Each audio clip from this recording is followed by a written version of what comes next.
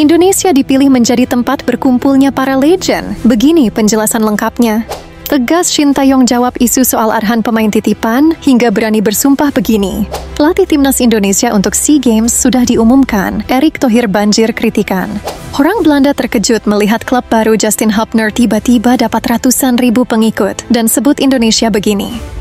Dan kabar timnas Indonesia terbaru lainnya akan kita ulas tuntas di sini. Jadi pastikan kalian menonton hingga selesai agar tak ketinggalan informasi penting berikut ini. Kabar pertama, Indonesia dipilih menjadi tempat berkumpulnya para legend. Begini penjelasan lengkapnya.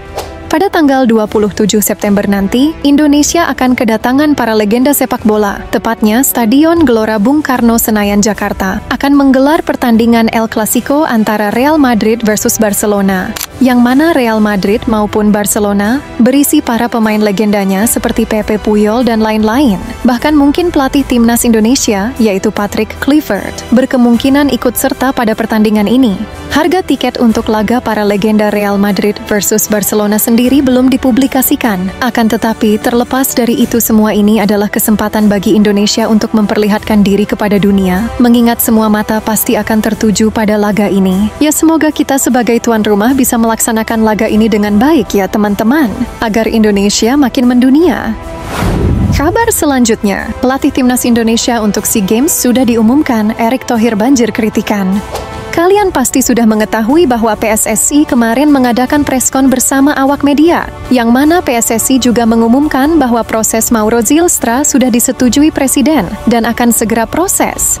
Erick Thohir mengatakan bahwa Mauro Zylstra juga akan memperkuat timnas U23 di Piala Asia, dan bahkan kemungkinan juga akan memperkuat timnas senior. Pada preskon ini juga, Erick Thohir mengumumkan pelatih untuk ajang SEA Games, yang mana PSSI menunjuk Coach Indra Safri sebagai pelatih SEA Games.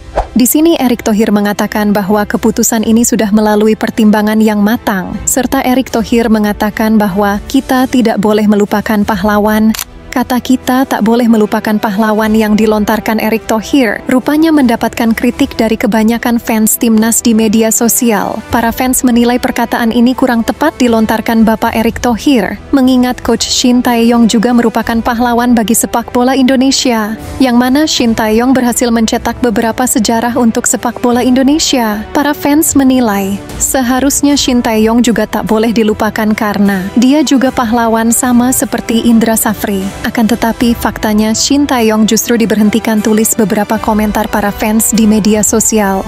Ya, terlepas dari itu semua pasti ada pro dan kontra. Akan tetapi kita harus tetap mendukung tim nasional sepak bola Indonesia. Kritikan dari para fans. Perbedaan pendapat dari para fans adalah hal yang wajar ya teman-teman. Gimana pendapat kalian tentang ini? Komen di bawah ya.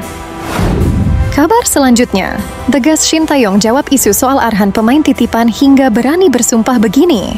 Kemarin mertua dari Pratama Arhan yaitu Andre Rosiade secara langsung menemui Shin Tae-yong di Korea Selatan, yang mana dalam pertemuan tersebut mertua Arhan ingin mengkonfirmasi secara langsung isu yang mengatakan bahwa Pratama Arhan adalah pemain titipan dari Andre Rosiade kepada Shin Tae-yong. Andre mengatakan bahwa setelah mengkritik kinerja Patrick Kluivert, dirinya terus difitnah bahwa Arhan adalah pemain titipannya. Maka dari itu, Andre ingin mengonfirmasikan secara langsung kepada Shin Tae-yong. Coach Shin Tae-yong langsung menjawab dengan tegas dan mengatakan, "Saya berani bersumpah mempertaruhkan nyawa saya bahwa kabar itu tidak benar. Arhan dan pemain lainnya adalah pemain yang murni. Saya pilih sendiri," ujar Shin Tae-yong menjawab isu tersebut. Ya, sekarang sudah jelas ya teman-teman bahwa Pratama Arhan dipilih memang karena punya kelebihan. Gimana pendapat kalian? Komen di bawah ya. Kabar selanjutnya, orang Belanda terkejut melihat klub baru Justin Hubner tiba-tiba dapat ratusan ribu pengikut dan sebut Indonesia begini. Beberapa waktu yang lalu ada sebuah podcast dari beberapa pengamat asal Belanda. 4 orang ini adalah pengamat Liga Belanda Eredivisie. Mereka menyebut bahwa kedatangan Justin Hubner berdampak besar bagi klub Fortuna Sittard, yang mana awalnya klub ini memiliki jumlah follower di bawah 100.000 saja. Akan tetapi, selang diumumkannya, Justin Hubner tiba-tiba akun media sosial Fortuna Sittard mencapai 100.000 lebih jumlah pengikut dalam kurun waktu hitungan jam saja. Orang Belanda tersebut juga mengatakan bahwa kedatangan para pemain timnas Indonesia di Eredivisie membuat Liga Eredivisie memiliki jumlah rating penonton yang terus meningkat. Penonton dari Indonesia datang dalam jumlah besar, dan itu sangat bagus, ujar isi podcast tersebut. Ya emang gak ada lawan sih kalau para fans timnas Indonesia sudah bergerak, pasti semua pada kaget. Kabar selanjutnya, kabar terbaru seusai Sandy Walsh melawan Liverpool. Salah satu pemain timnas Indonesia yaitu Sandy Walsh mendapatkan kesempatan untuk melawan klub besar asal Liga Inggris yaitu Liverpool. Pada laga Yokohama Marinos versus Liverpool tersebut, pemain Indonesia Sandy Walsh bermain cukup baik.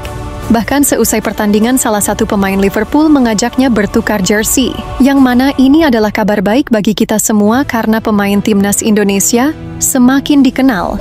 Akan tetapi seusai pertandingan tersebut, mencuat kabar bahwa Sandy Walsh akan segera pindah dari klub Yokohama Marinos tersebut. Menariknya di sini Sandy Walsh justru dikabarkan akan pulang ke Indonesia dan bergabung bersama Dewa United. Ya, walaupun kabar ini masih menjadi kabar angin, akan tetapi sepertinya kabar ini bisa saja benar adanya. Mengingat pemilik dari Dewa United juga sempat mengatakan bahwa ada satu lagi pemain timnas yang akan bergabung.